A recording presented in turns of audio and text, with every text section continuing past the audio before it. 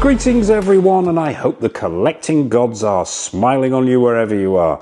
And welcome back to the channel for something a little bit different. So let's get the usual out of the way. Please like, comment, share, subscribe and all that other malarkey. So what the hell is Don't Make Me Choose, I hear you cry? Well, if there's anyone out there in the collecting community who hasn't heard of Dean Knight, which I find very hard to believe, he recently started a series of videos called Don't Make Me Choose. The format's simple. Grab a couple of figures off your shelves, a couple of your favourite figures, picture an imaginary gun at your head, pick one that you're going to keep and one that you're going to lose. Sounds simple, I know, but I've got a feeling it isn't going to be. So with Dean's blessing, I'm going to do a go figure version.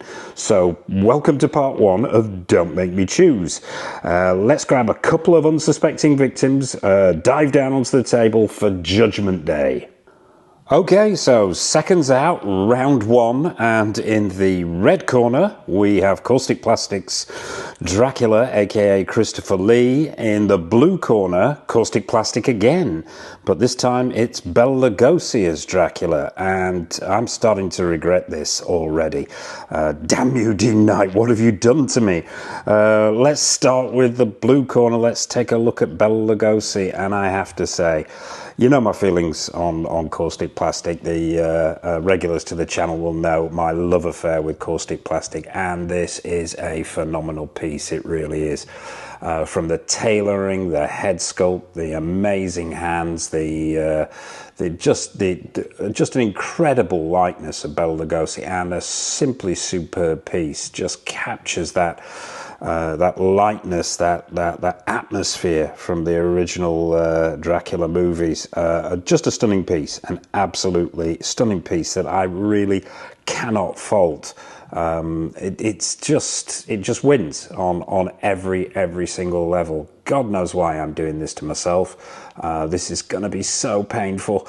Yeah, so that's the blue corner, the superb, simply just brilliant sculpting, brilliant tailoring, everything absolutely nailed on, and a wonderful example of Caustic Plastic at their best doing what they do, and I simply love that piece. And okay, over to the red corner, and Mr. Christopher Lee himself. I'm struggling to find fault with this figure as well. And it's fair to say at this point, 90% of what you see in these videos has been reviewed on the channel. So check out the rest of the content on the channel if you want to see the full review of these pieces.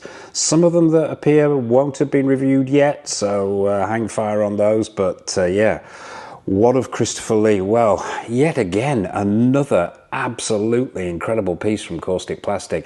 This is part of the deluxe set with the 3 head sculpts. This is my particular favorite, the neutral one, but yeah, you've got 3 head sculpts there once again. The proportions, the tailoring is phenomenal. The accessories are amazing with both these figures. Both come with a coffin. Yeah, just absolutely on point, completely nailed on, and 2 of possibly the most iconic portrayals of Dracula in the history of cinema, in my opinion. And I am struggling here. Oh God, there's a gun in my hand. The clock is ticking. I need to decide. I've got to make these decisions quickly.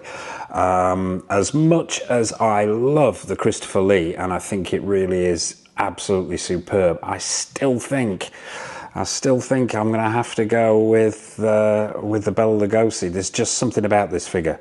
It just is. It's truly amazing. Got a 10 out of 10 when I reviewed it, and would have got more if that's humanly possible. So yeah. Oh God, this is horrible. I feel sick. I feel like I'm going to cry. I don't want to pick between these 2. I really don't. I love them both with a vengeance, but there is a gun to my head. It's going to have to be Bela Lugosi.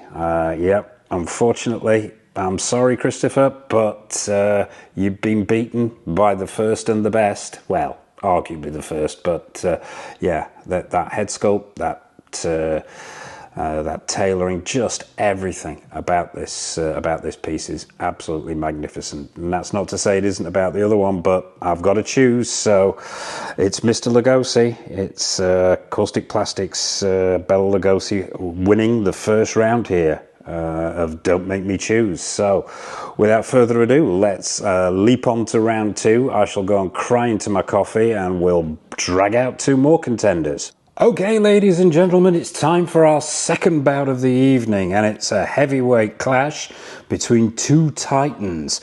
In the blue corner, we have NECA's quarter scale Big Chap, and in the red corner, we have NECA's quarter scale Predator, Jungle Hunter Predator.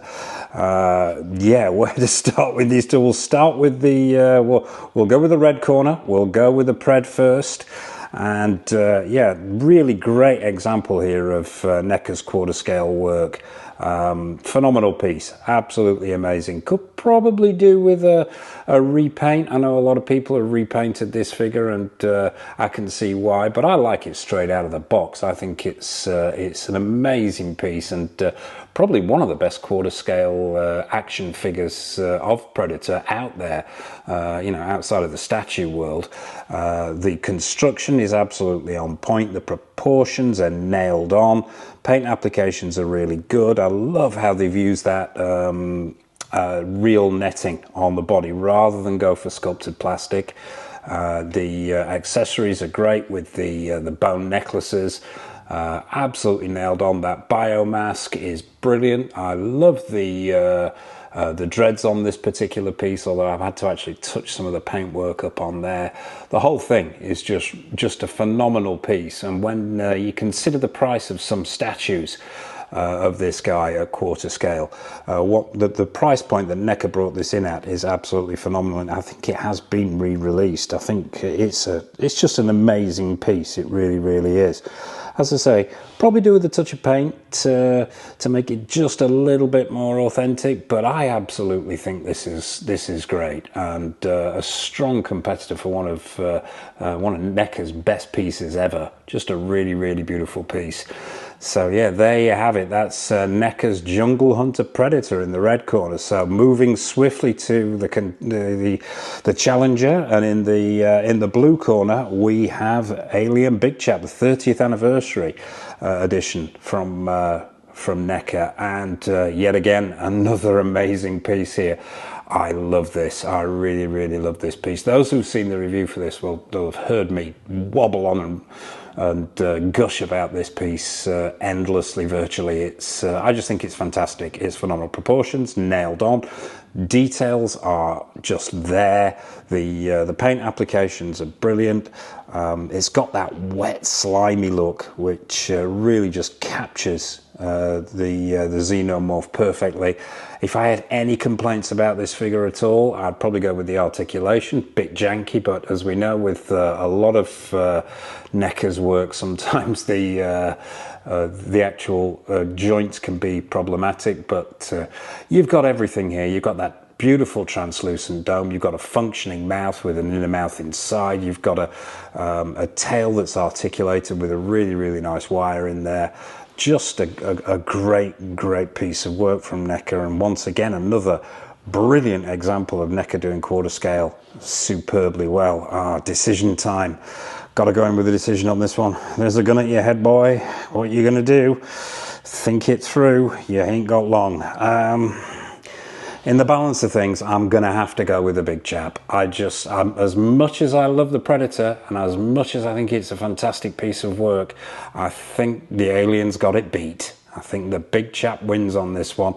I think it's just, I just think possibly NECA's best quarter scale action figure ever.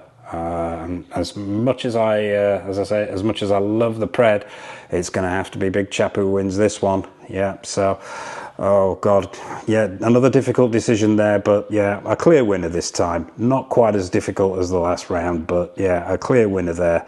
So yeah, ladies and gentlemen, Predator loses on that one. It's a technical knockout for the Big Chap. So yeah, there you have it, another round one.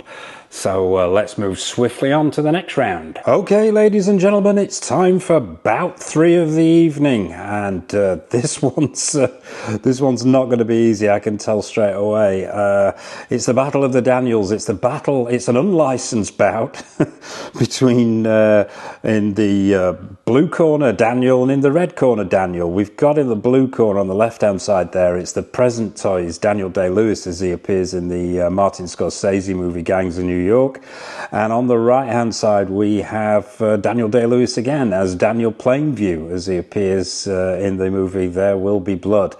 We'll start with the blue corner. We'll start with Present Toys' take on Bill the Butcher, and a great little figure this is too. Now a lot of people take issue with this figure because they see it as a redo of a custom job.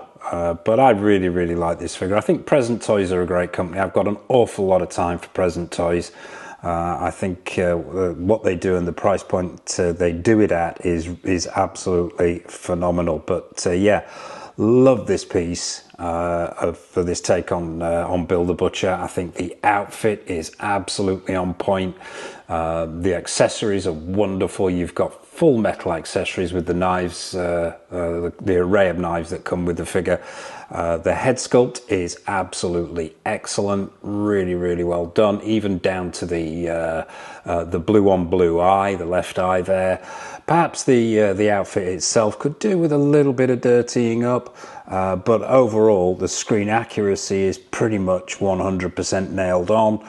As I say, the accessories, the fact that they're metal and done so well. The outfit is on point. They did another version of this, a red version, which is the formal version, where the coat's not quite as good a quality as this, but we're looking at this one. Love that pig's head sculpt accessory. Think that really sets it off. And just overall a great piece from Present Toys, and like I say, got an awful lot of time for this company because of the great work they do and the price point that the figures come in at.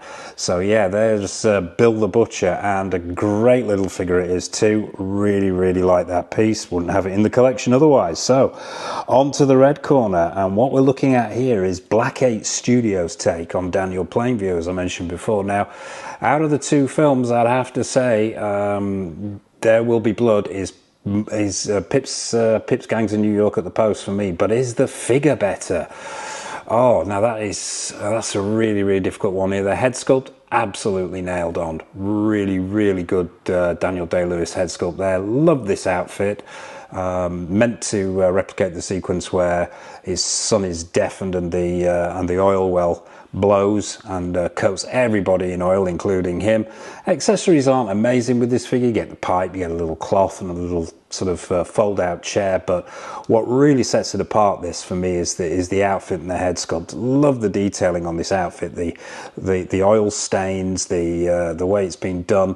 It's just really great piece of work here from Black 8 Studios. I love the proportions, the outfit, the head sculpt, everything about it captures that intensity of Daniel Plainview brilliantly. So yeah, decision time. Oh Lord, damn you, Dean, you didn't tell me how difficult this is going to be. Right, come on, got to make a decision here. There is a gun to my head. I have a metaphorical one, obviously, and I've got to choose between the two. I'll lose one, I keep one. Oh, I am going to have to go with Bill the Butcher. Yeah, there you go. There's my decision. I'm going to have to go with the Bill the Butcher. It's probably down to the accessories, down to the outfit being, I'm not saying it's more accurate, but I just think, yeah, in the balance of things, this is really difficult. I want to keep both, but I think it's probably just the subject matter. It captures that sort of iconic Bill the Butcher just a little bit more than the Plainview. There's not, I can't put a piece of paper between the two of these on the head sculpt and on the quality, but it's just, this is going to come down to personal preference, this one, and I'm going to go with Bill the Butcher. So there you have it, the Battle of the Daniels. It's Bill the Butcher that wins. So there you have it. That's round 3 wrapped up. Let's go in for round 4. Okay, ladies and gentlemen, it's time for the final bout of the evening, and it's the Battle of the Spocks. Yeah, it's in the blue corner on the left-hand side. We have X06's Mirror Universe Spock, and in the red corner on the right-hand side, we've got X06's Colin-R Spock from Star Trek The Motion Picture. Before we get into it, I've just got to say, X06 are absolutely knocking it out of the park as far as Star Trek figures go, and they really are providing the fans with, me included, with exactly what they want from right across the Star Trek universe. But yeah, this final bout, it's a battle of the Vulcans. So let's start with the blue corner and let's start with the Mirror Universe Spock. From the episode, from the original TV series, Mirror Mirror, and one of the first releases from X06, and I absolutely love this piece. I think the screen accuracy is absolutely nailed on. That outfit is really beautifully tailored from the materials that they've used, the screen accuracy, and Nanjin Tam, the man behind X06, is known for his attention to detail, and it really shows in this piece. It does, from the materials that are used in the outfit itself, to the accuracies of the insignia and the weapons, the communicator, even down to the shape and style and materials used in the boots. This is really a great example of X06 flexing, and I think they've done a phenomenal job. Some people disagree on that head sculpt. I think it's great. I really do. I think it's absolutely on point and nailed on. But down to, you know, the paint applications, the sculpt, just everything here is Leonard Nimoy from the 66 TV series. So that's the blue corner. On to the red corner now. Colin-R Spock from Star Trek The Motion Picture from 1979. A different Spock entirely. This outfit completely different, although beautifully done, and once again completely screen accurate. Can be a little bit of a nightmare with that sort of blouse section with the wiring in there to get it to fall correctly. Can take an awful lot of futzing, but the colours are right, even down to the detailing on the sort of lapel area there with the lettering. Once again, another phenomenal head sculpt from X06 era. Slightly older Spock, obviously, but unmistakably Spock nonetheless, unmistakably Leonard Nimoy. And a really great piece. The Dr. McCoy from Star Trek The Motion Picture is due out pretty soon. That's just gone up for pre-order. I've got the Admiral Kirk, which pairs up with this, and I think they make a fantastic pair. They really do. So decisions, though. We need to make a decision on this one. Oh, damn, this is tough. Oh, this is so hard, this one. This is probably up there with the caustic plastic Draculas for toughness. Right, I've got to get a grip on myself here and make a decision. I'm going to be a bit controversial here. I'm going to go with the Mirror Universe Spock.